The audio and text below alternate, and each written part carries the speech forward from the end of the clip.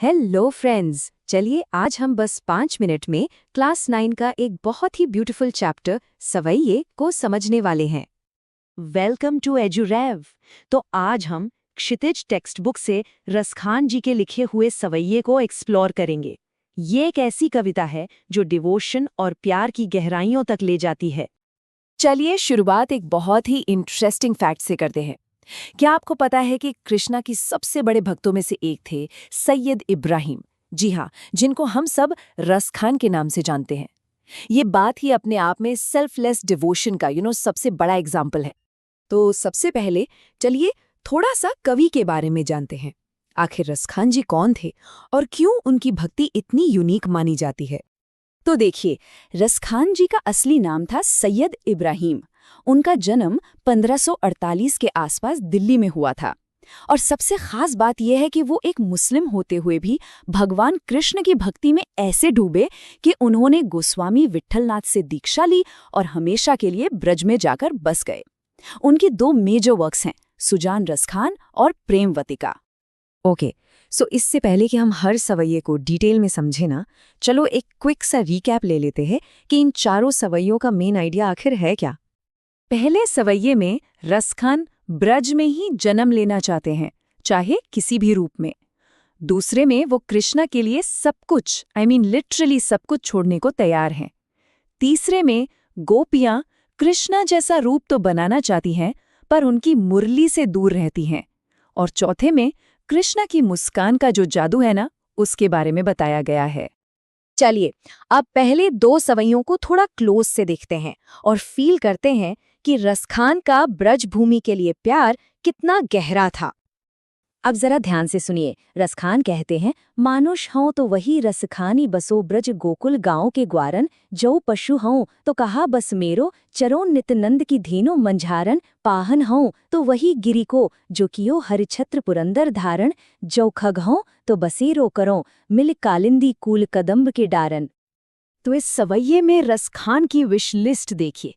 वो कहते हैं कि अगर इंसान बने तो गोकुल के ग्वाले, अगर पशु बने तो नंद बाबा की गायें, अगर पत्थर बने तो गोवर्धन पर्वत का हिस्सा, और अगर पक्षी बने तो यमुना किनारे कदम्ब के पेड़ पर रहे। मतलब हर हाल में बस कृष्ण के आसपास ही रहना चाहते हैं। यहाँ 2 शब्दों को समझना जरूरी है।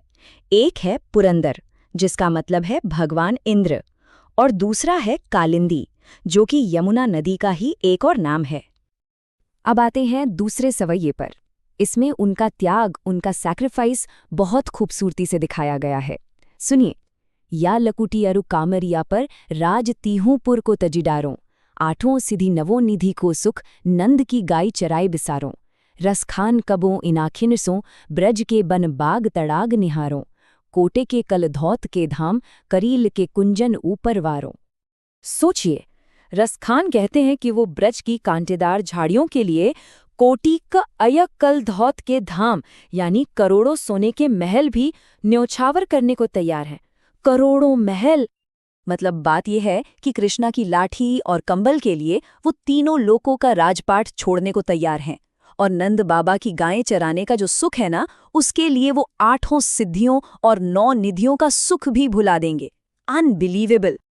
चलिए अब आगे बढ़ते हैं अगले 2 सवैयों की तरफ। यहाँ गोपियाँ कृष्ण के रूप पर इतनी मोहित हैं कि उनकी नकल करना चाहती हैं। इस सवैये में एक गोपी दूसरी से कहती है, मोर पखा सिर ऊपर राखिया हों, गुंज की माल गरे पहरोंगी, ओढ़ी पितंबर ले लकुटी बन गोधन ग्वारिन संग फिरोंगी, भावतो वही मेरो रसखानी सो, तेरे कहे सब स्वांग करोंगी, या मुरली मुरलीधर की अधरान धरी अधरान धरोंगी। तो यहाँ गोपियां कृष्ण की तरह सिर पर मोरपंख, गले में गुंज की माला, पीले कपड़े और हाथ में लाठी लेकर ग्वालों के संग घूमने को तैयार हैं।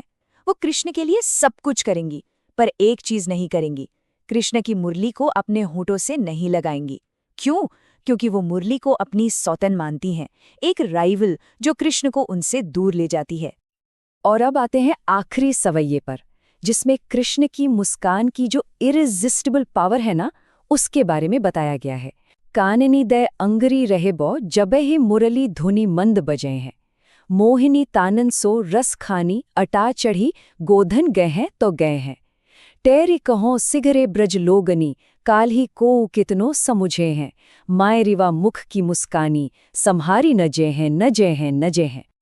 इसका मतलब ये है कि गोपियां कानों में उंगली डालकर कृष्ण के मुरली की धुन को तो रोक सकती हैं, लेकिन जैसे ही वो कृष्ण के चेहरे की मुस्कान देखती हैं, वो खुद को संभाल ही नहीं पाती।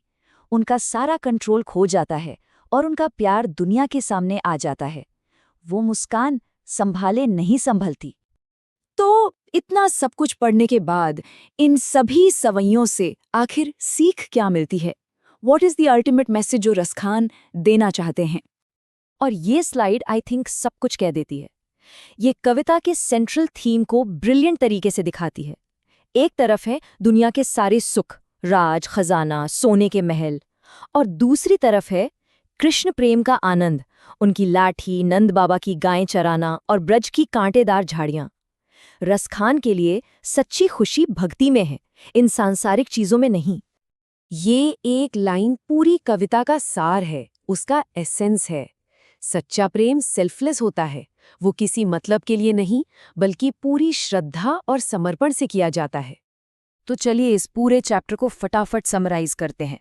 रसखान के सवैये कृष्णा और ब्रजभूमि के लिए एकदम गहरे सेल्फलेस प्यार को दिखाते हैं, और ये हमें सिखाते हैं कि असली खुशी भक्ति और त्याग में है, जो दुनिया की किसी भी दौलत या ताकत से कहीं ज्यादा बड़ी है।